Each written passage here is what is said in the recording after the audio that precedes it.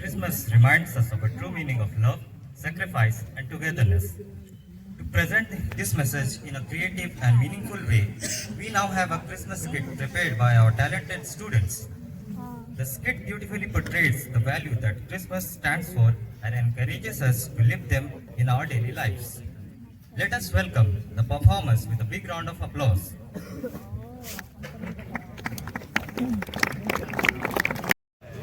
आज के इस नाटक का नाम है लाइफ ट्रांसफॉर्मेशन, जीवन परिवर्तन।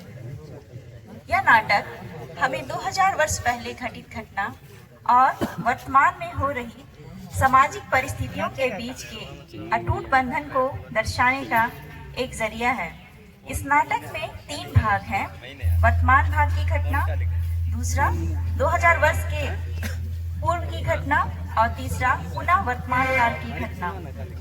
तो आइए हम सब इस नाटक की झलक को प्रस्तुत करते हैं। हम देखते हैं कि एक लड़का डैनियल जो दिन रात फोन में बिजी रहता है और वह फोन में इतना खोया रहता है कि उसे बाहरी किसी चीजों की आवाज नहीं आती है।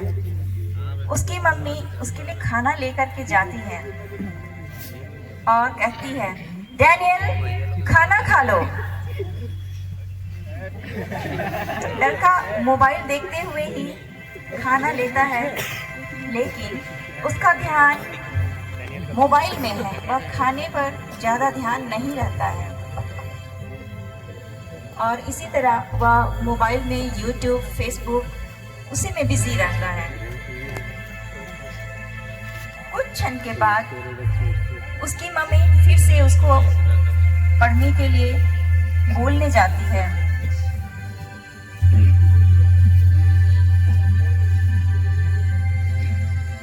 और उसको कहती है, डैनियल पढ़ाई करो, डैनियल पढ़ाई करो।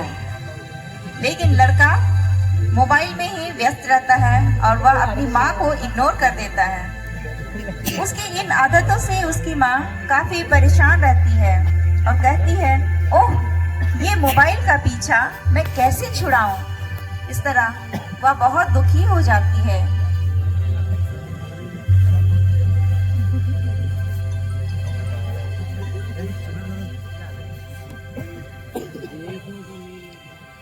दूसरी जिसे पैसों का काफी घमंड है और वह अपने घमंड में किसी को भी अपने सामने टिकने नहीं देता है। आज उनके ऑफिस में उनका एक कर्मचारी जो बहुत मुसीबत में है मदद के लिए मांग जाता है और कहता है, साहब आज मेरा बेटा बड़ा बीमार है, कुछ रुपए उसके इलाज के लिए चाहिए। इस पर वह घमंडी व्यक्ति कहता है, उसको धक्का दे देता है और कहता है, चल हट, क्या इतना पैसा मैंने तुम्हारे लिए कमाया है। और वह अपने घमंड में हुँ करता हुआ मुंह फेर कर चला जाता है।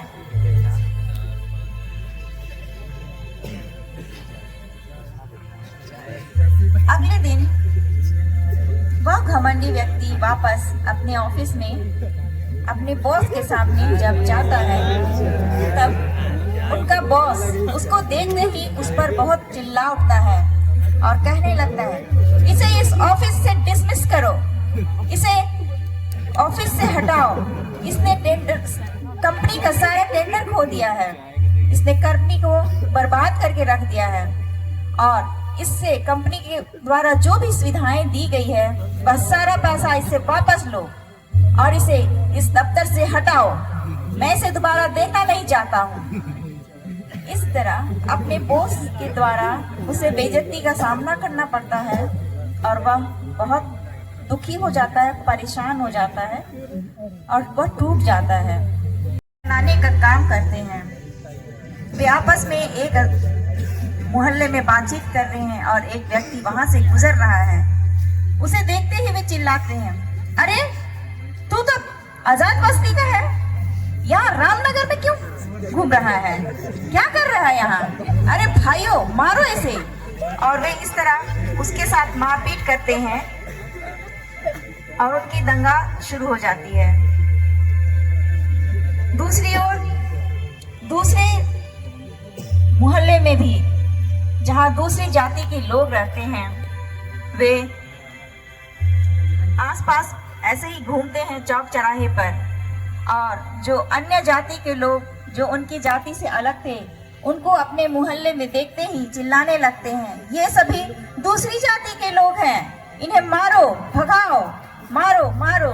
और इस तरह उनके बीच भी काफी मारपीट होती है, और हम देखते हैं यह जातिवाद का हिंसा फैलने लगता है।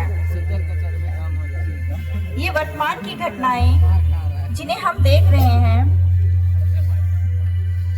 इन्हीं घटनाओं से जब हम त्रस्त हो जाते हैं तो ईश्वर के शरण में जाते हैं। तो आइए हम देखते हैं, हम जिस क्रिसमस को आज यहाँ मना रहे हैं उसके 2000 वर्ष की घटनाएं क्या थी।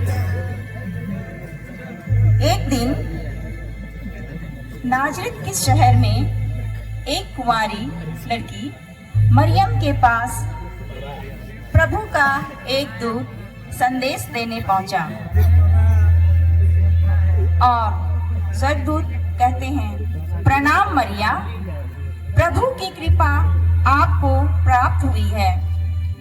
मरिया यह सुनकर डर जाती है और कहती है, आप कौन हैं और यह कैसा अभिवादन है।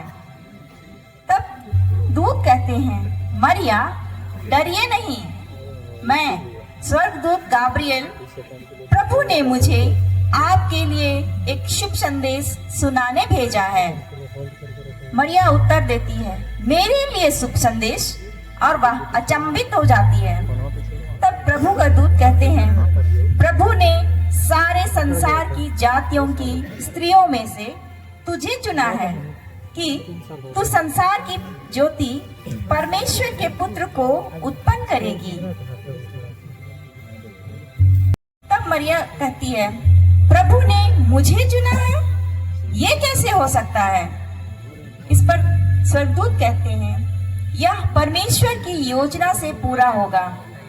वह संसार में सबसे महान होंगे और ईश्वर के पुत्र कहलाएंगे। तू उसका नाम यीशु रखेगी, और वह उस परमेश्वर के महान सामर्थ्य से होगा। तब मरियम कहती है, देखिए, मैं प्रभु की दासी हूँ, जैसा आपने कहा है वह बात मुझ में पूरी हो जाए। और स्वर्गदूत वहां से लुप्त हो जाते हैं।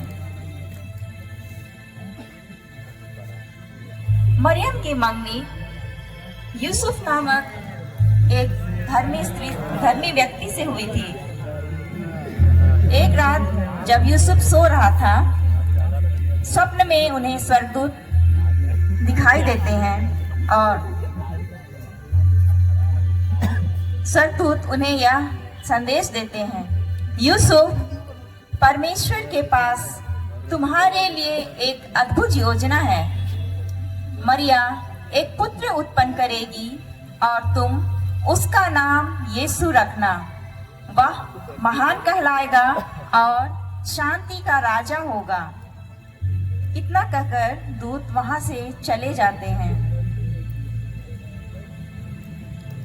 उन्हीं दिनों में राजा आदेश दिया जा रहा था कि सभी लोग अपने गांव शहर जाकर अपने वंश और गोत्र में नाम दर्ज कराएं।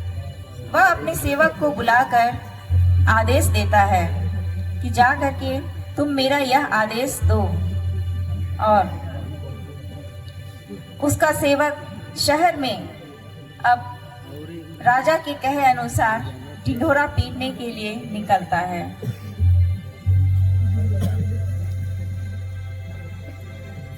और वह पूरे शहर में ढिंढोरा पीटता है, सुनो सुनो सुनो, राजा का यह आदेश है, सभी अपने अपने शहर जाकर अपने वंश और गोत्र में नाम दर्ज करवाएं।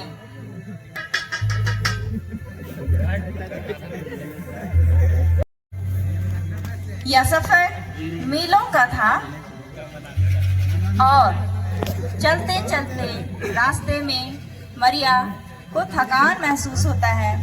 वह काफी थक जाती है और थोड़ा रुककर कहीं पर आराम करना चाहती है। वह यूसुफ से कहती है, यूसुफ, मैं अब और नहीं चल पाऊंगी, थोड़ा रुक कर कहीं आराम कर लेते हैं। यूसुफ उसको तसल्ली देते हुए कहते हैं, हिम्मत रखो मरिया, हमारा सफर अभी बाकी है। और वे फिर चलने लगते हैं।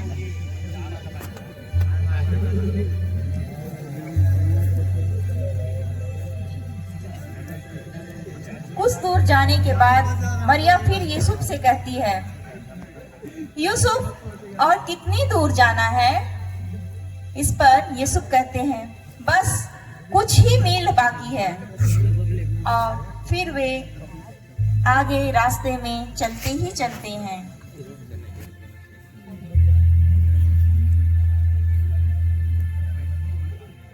कुछ दूर जाने के बाद यूसुफ मरिया को दिखलाता है, मरिया, वो देखो, हमारा बेतलेहम शहर दिखाई दे रहा है। यह सुनकर मरिया खुश हो जाती है और वह कहती है, आहा। परंतु मरिया की हालत थकान की वजह से काफी खराब हो चुकी थी और अब उन्हें शराय की आवश्यकता थी। वे बेतलेहम पहुंचकर अब अपने लिए आश्रय ढूंढते हैं।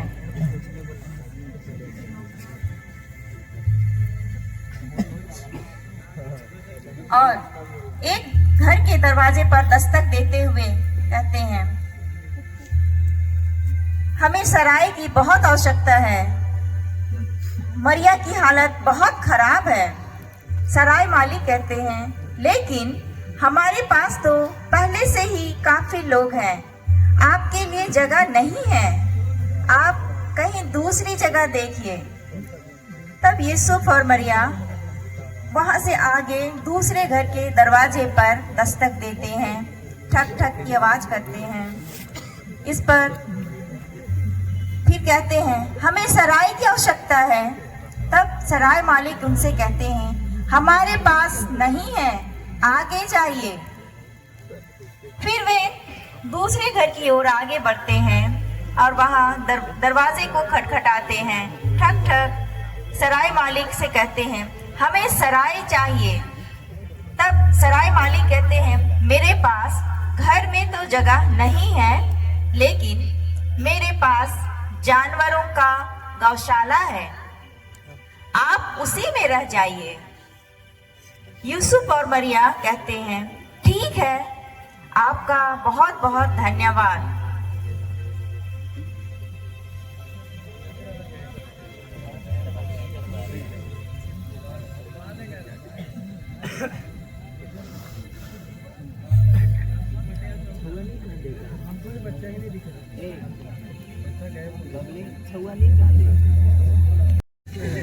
और वे गौशाला में रहते हैं। उसी रात बहुत आश्चर्य घटना हुई।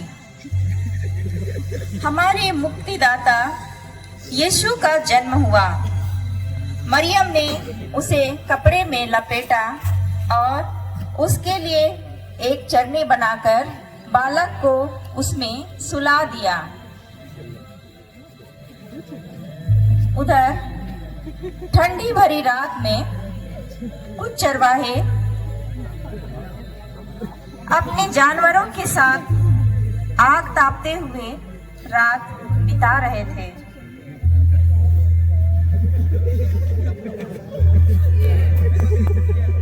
तभी स्वर्गदूत गाब्रिएल उनके पास आते हैं।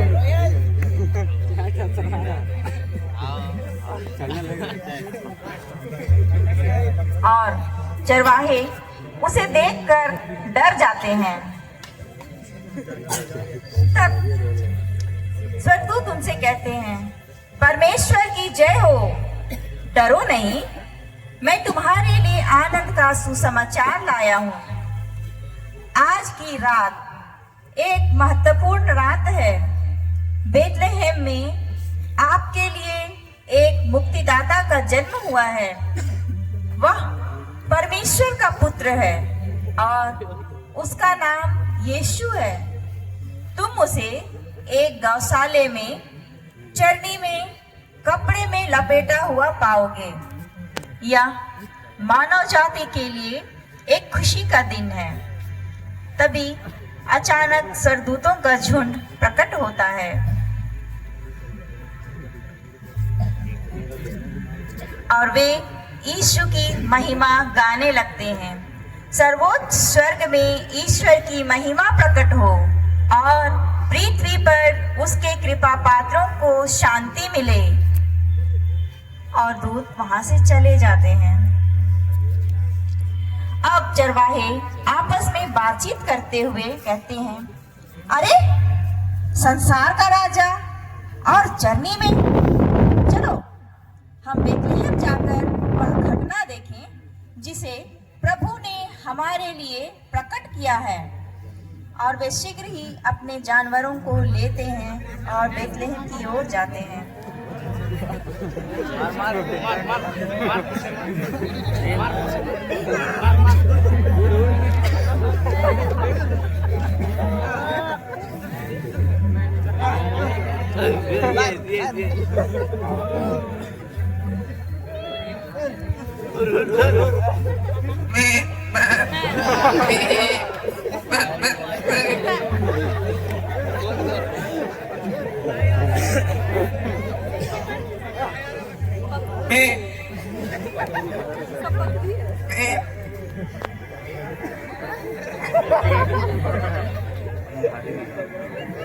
और चरवाहे जब बेथलेहम पहुंचते हैं तब वहां पहुंचकर वे बालक यीशु को देखते हैं और उन्हें प्रणाम करते हैं। प्रणाम, ये तो सचमुच में परमेश्वर का पुत्र है। देखो, ऐसा अद्भुत बालक का मुखड़ा कितना चमक रहा है। और वे आनंदित होते हुए यीशु को दंडवत करते हैं।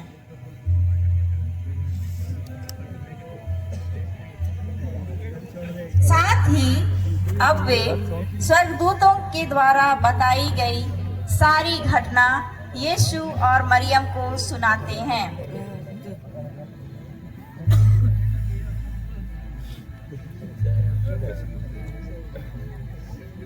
चूंकि ईशा का जन्म यहूदिया के बेथलेहम में राजा हेरोद के समय हुआ था। उस समय पूरब देश से आने वाले 3 ज्योतिषियों ने आकाश मंडल में एक अनोखा तारा देखा और वे उसके पीछे पीछे चलते हुए राजा हेरोद के पास पहुंचे और वहां उनसे पूछताछ करने लगे, यहूदियों के राजा कहाँ हैं? हमने उनका तारा उदित होते देखा है, हम उन्हें दंडवत करने आए हैं। यह सुनकर हेरोद घबरा जाता है और वह अपने नौकर को बुलाकर उससे पूछताछ करता है।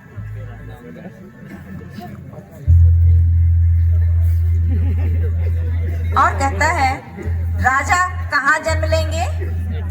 इस पर उनका नौकर कहता है, यहूदिया के बेथलेहम में।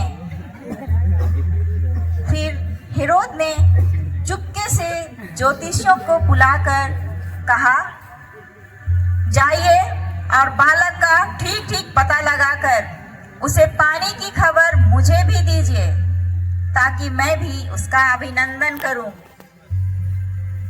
और ज्योतिषी वहां से फिर चले जाते हैं और तारे के पीछे पीछे वे जाते हैं और उस एक स्थान पर जहां बालक यीशु का जन्म हुआ था वहां आसमान में ऊपर तारा रुक जाता है और वे तारा को देखकर बहुत खुश होते हैं और गौशाला में प्रवेश करते हैं। वहां उन्होंने बालक यीशु को साष्टांग प्रणाम किया।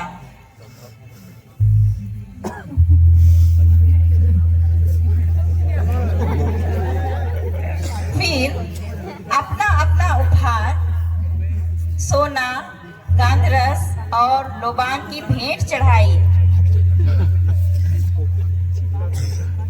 फिर उन्हें स्वप्न में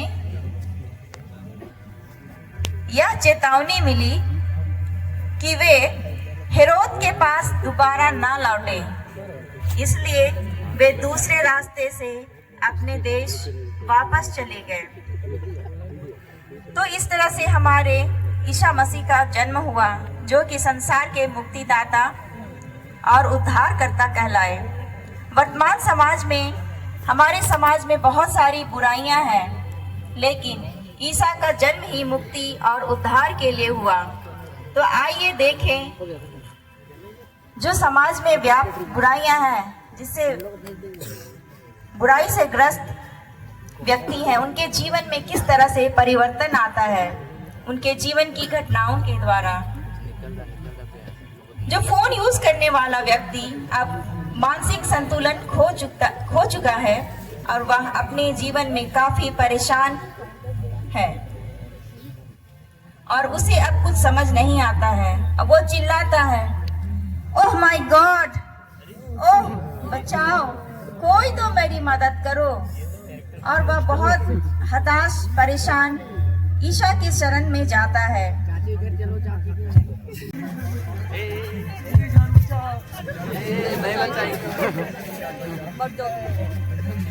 और वे भी इस तरह से अपनी जान की दुहाई देते हैं और परमेश्वर के चरणों में जाकर अपने आप को समर्पित करते हैं। इस तरह हम देखते हैं कि हमारे मन के अंदर जो बुराइयां होती है, उन बुराइयों से छुटकारा पाने के लिए हम अपने जीवन में हताशा के क्षणों में ईश्वर के शरण में जाते हैं। इस नाटक का यही मुख्य संदेश है कि हमारे मुक्तिदाता जो ईसा मसीह हैं, वे हमारे लिए मुक्ति और उद्धार का कारण है। और इस तरह अब इन सभी बुरे आचरण वाले लोगों में इनका जीवन में परिवर्तन होता है और वे एक नया जीवन नए सिरे से शुरू करते हैं। यही है हमारे लिए क्रिसमस का मुख्य संदेश।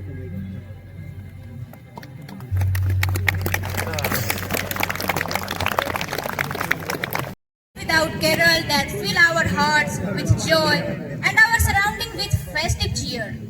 Now, we invite our students from Electrician Second